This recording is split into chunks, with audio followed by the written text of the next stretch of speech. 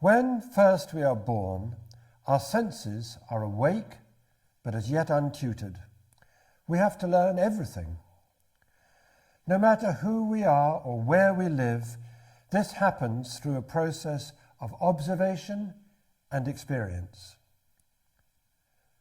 These are the two things which Dr. Bach says the person in a chestnut bud state fails to learn from: observation and experience.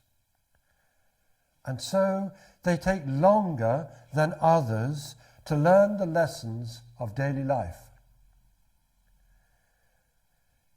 If we are adult, what might these lessons be? True, chestnut bud is often given to younger people, but Bach has in mind when adults make the same error on different occasions when once would have been enough of observation of others, or observation of others could have spared them even that one fault. For Bach, this is not about getting caught for speeding yet again when we do not pay attention to the road signs. He says that each of us has a particular lesson given to us by our spiritual self. And that is where we can repeat the same mistake.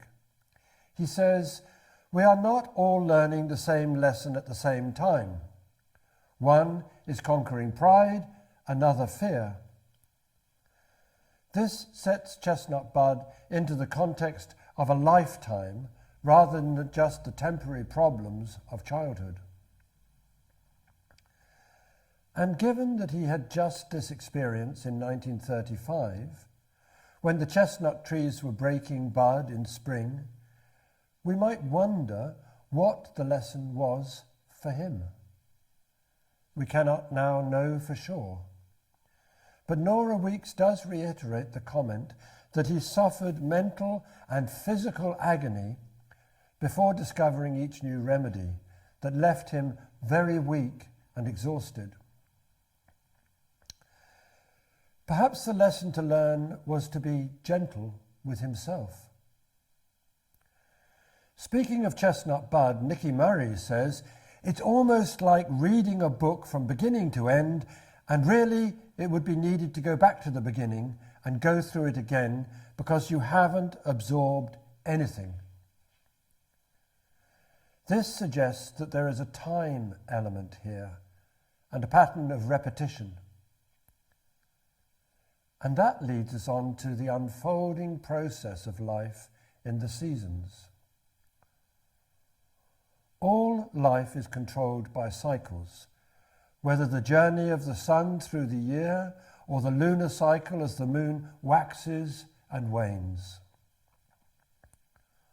All of which has a profound influence upon the plants and trees in the process of germination, growth, development of flowers, seeds, and eventual decline.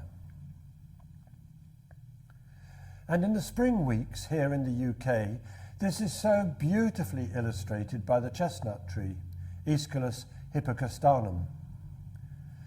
The tree has some of the largest leaves, and certainly it has the largest buds.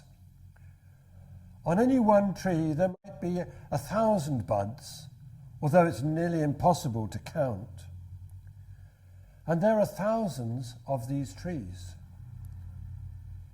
Yet, no two buds open and extend their leaves in the same way at the same moment in time.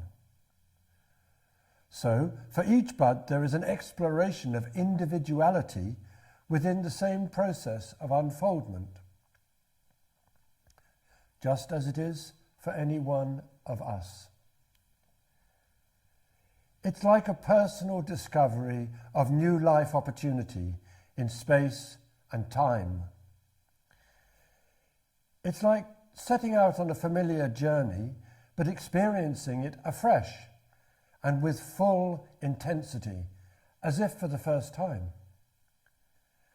And it is this quality of focused attention which is characteristic of the chestnut bud remedy. The opening bud is very hairy, although the leaves themselves are glabrous, without hairs. This suggests that the chestnut bud experience is strongly oriented to the influence of surrounding circumstances. In other words, this mental state is outward-looking and observant of all that takes place around us. That is the very thing that the chestnut bud state requires. If I'm in a chestnut bud state, I need to stop inward reflection and look out to see what is going on around me. That means that I stop dreaming and wake up. It's interesting to see that when the leaves are fully formed, they're very structural and have the same central rib as impatiens.